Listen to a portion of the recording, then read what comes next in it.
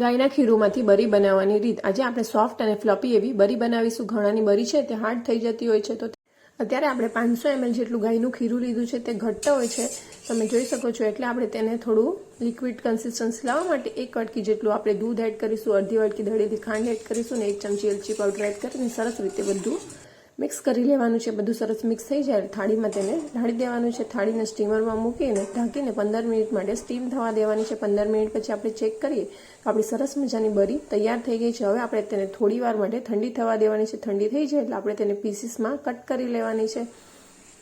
બરીને પીસીસમાં cut કરીને ફ્રીઝરમાં 2 કલાક માટે સેટ થવા દેવાની છે। 2 કલાક પછી આપણે જોઈએ તો આપણી એકદમ ફ્લફી અને સોફ્ટ એવી ઠંડી ચીલ્ડ એવી બરી સર્વ કરવા માટે તૈયાર છે।